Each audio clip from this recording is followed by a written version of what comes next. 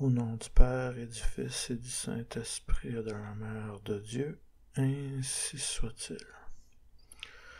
Tout d'abord, il faut savoir dès le départ que le mondialisme est une notion qui est voulue à la fois par Satan ainsi que par Dieu.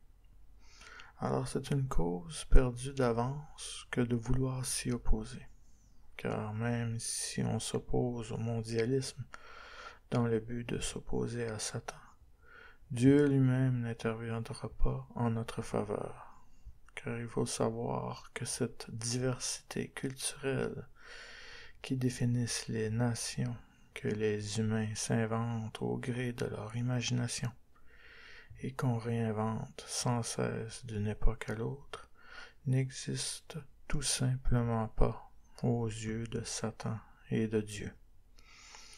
Autrement dit, cette diversité identitaire, qui est à la fois culturelle et idéologique, n'est qu'une façade aux yeux de Satan et de Dieu.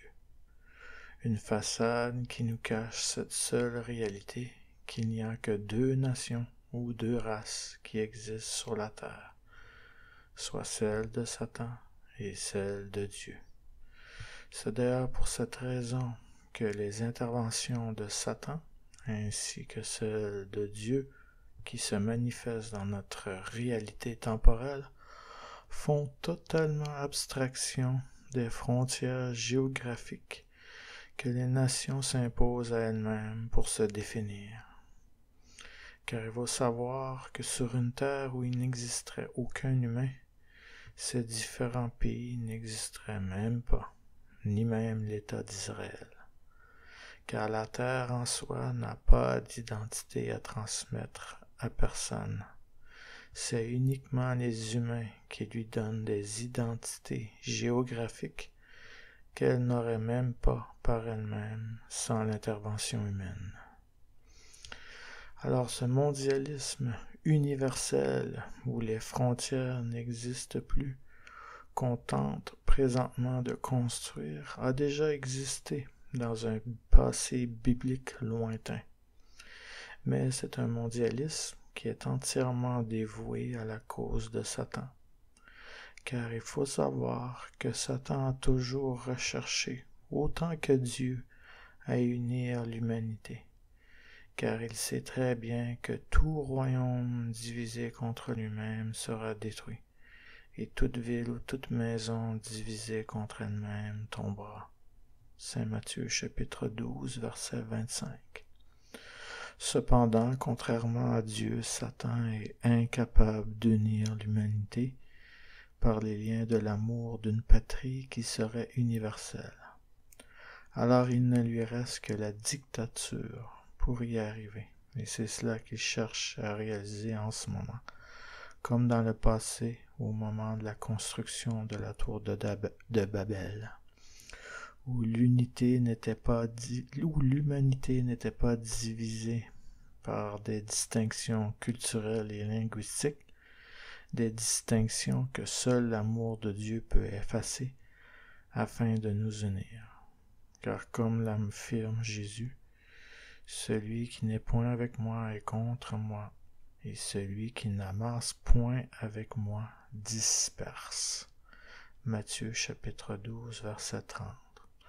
Autrement dit, ce qui disperse l'humanité parmi cette diversité culturelle et idéologique depuis l'époque de l'effondrement de la tour de Babel, c'est le mépris de Dieu. Et plus nos sociétés sont fondées sur le rejet de Dieu, plus elles se dispersent, et donc se divisent sans cesse, que ce soit par des distinctions culturelles, régionales, idéologiques ou identitaires en tout genre. Comme c'est le cas présentement, où l'individualisme ambiant n'est qu'une suite logique de ce rejet de Dieu et de cette dispersion des individus qui en découle.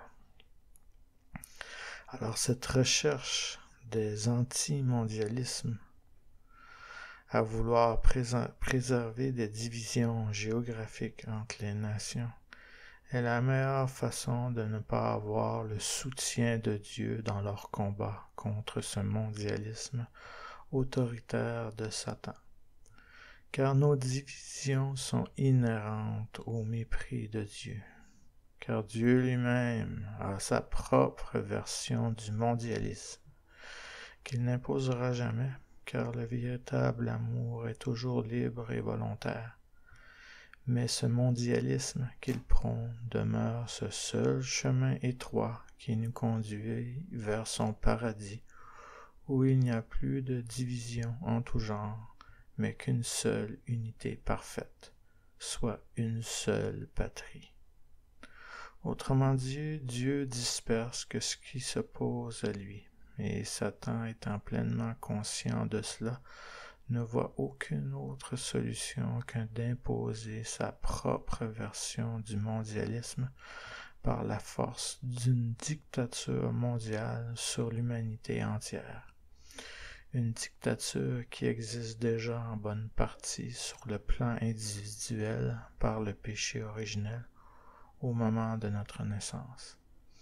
Mais sa soif de pouvoir sur nous est sans limite, et s'il peut accroître cette emprise sur nous par des institutions gouvernementales et internationales, il le fera. Au nom du Père et du Fils et du Saint-Esprit et de la Mère de Dieu, ainsi soit-il.